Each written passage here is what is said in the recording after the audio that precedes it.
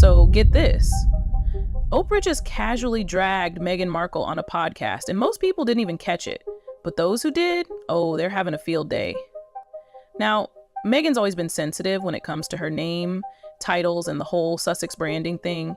But this was next level petty.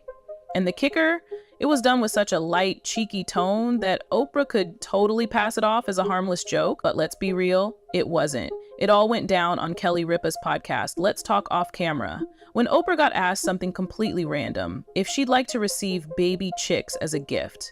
Yeah, weird question, but Oprah took it and ran. Her response, I'd run them straight over to the Sussex.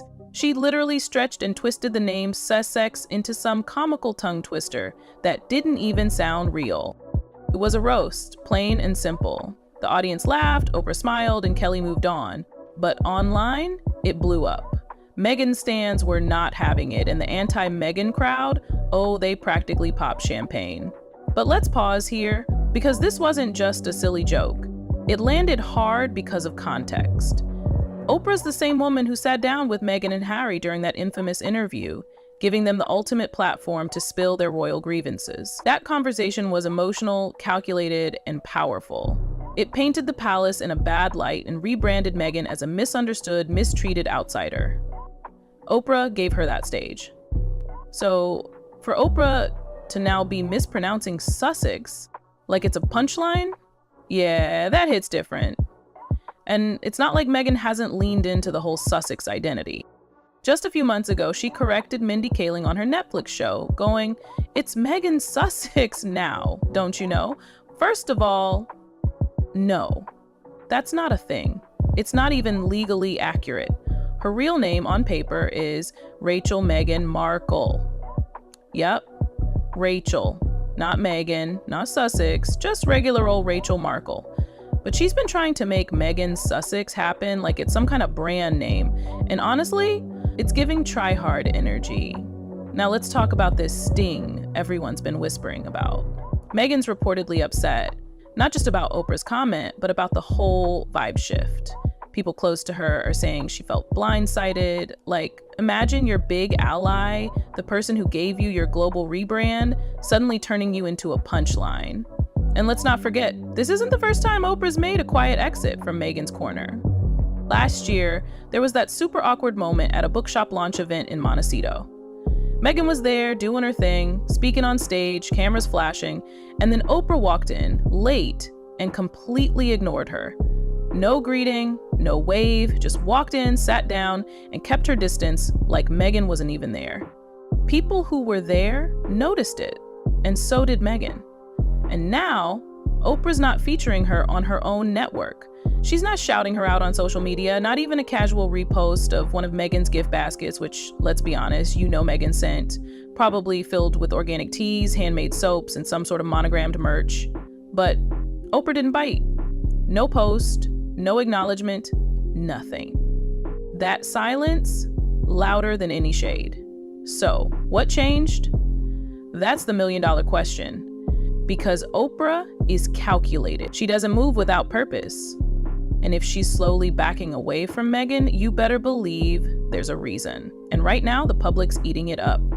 The truth is, Oprah's been playing Hollywood chess while Meghan's still clinging to checkers. Everyone in the industry knows that when Oprah distances herself, she does it clean. No messy statements, no public fallouts, just silence, subtle digs, and suddenly you're no longer on the guest list. And the dig on that podcast wasn't random, it was strategic.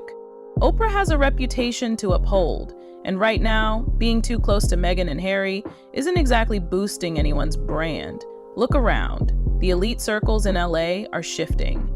The sympathy card Meghan once played so effectively is losing its shine. People are beginning to see through the curated narratives, the controlled interviews, the constant push for relevance. It's not that she's irrelevant, she's just becoming predictable. And that's the death of influence in a town that feeds on surprise and reinvention. And here's where things get even messier. Sources say Meghan's team is scrambling. Internally, they know they can't afford to lose Oprah.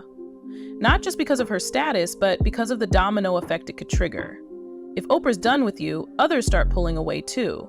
There's a signal, a quiet, powerful cue to the rest of Hollywood This association is no longer beneficial. That's brutal, but it's real. And Meghan, she's not blind to it. That's why the duck emergency happened. Yeah, that ridiculous story where Meghan supposedly showed up at Oprah's house with a box of ducklings, begging for help. The official version painted it like some cute, urgent animal rescue situation.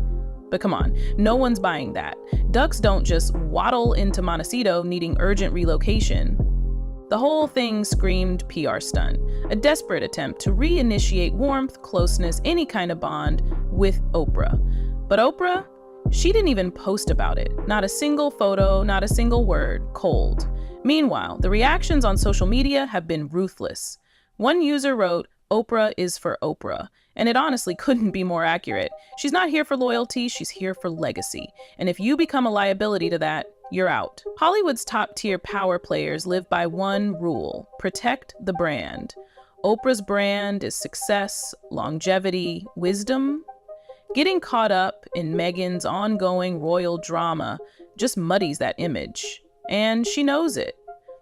There's also a deeper irony here. Meghan, who fought so hard to separate herself from the royal family, now clings to the Sussex title like it's a lifeline. She wanted independence, but the brand she's building relies entirely on a title she's technically not even supposed to use in commercial ventures. That contradiction hasn't gone unnoticed. People are pointing it out more than ever. And Oprah mocking that title, that was a signal to the rest of us. This whole thing's getting absurd. Even Mindy Kaling looked uncomfortable during that Netflix moment when Meghan insisted she be called Meghan Sussex. You could see the hesitation in her face, like, girl, what are you doing? It's not a last name, it's a title, one that came from the very institution you claim tried to destroy you. The logic's crumbling, and so is the support. Right now, Meghan's image is at a tipping point. Oprah's jab wasn't just a roast, it was a gentle push toward the edge.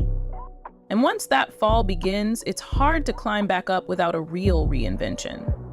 The question is, does Meghan even realize how far she's already slipping?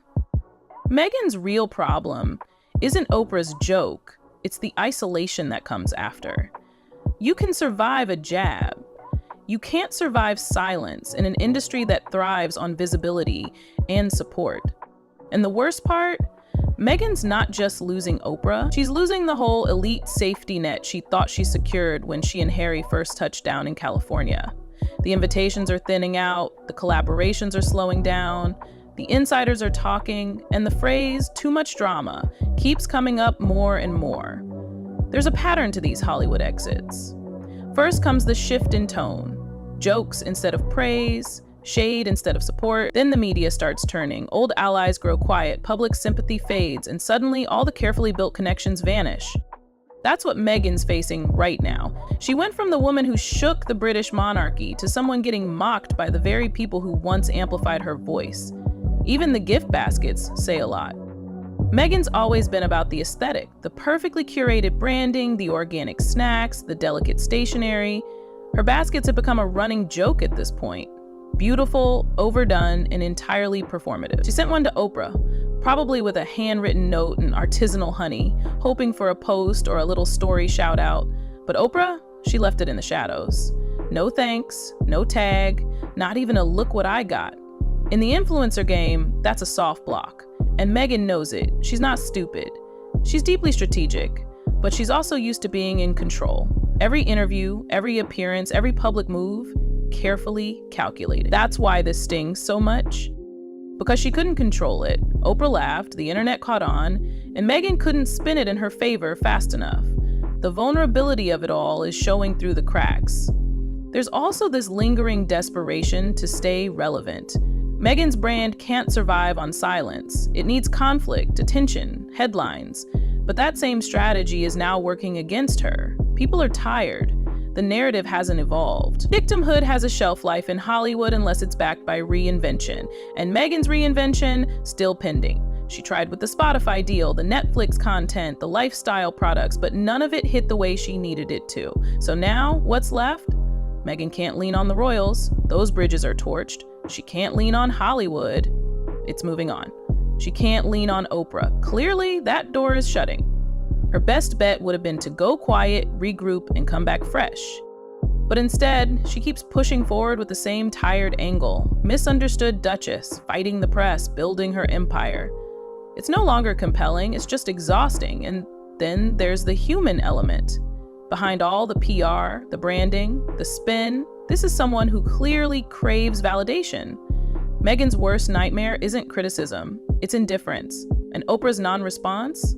That cuts deeper than any headline. Because it means Meghan doesn't matter enough to fight with anymore. People used to say Oprah was her golden ticket, that as long as she had Oprah in her corner, she'd be untouchable. But the reality is, Oprah was never in her corner. She was just doing business. And when the value of that alliance dropped, so did the warmth. Meghan wanted to rewrite the rules. She wanted to step out of the palace and into power. But now she's caught in a place where neither side wants her. Royalty turned their backs, Hollywood's slipping away, and Oprah, she just laughed, mispronounced her fake last name, and moved on. That says it all.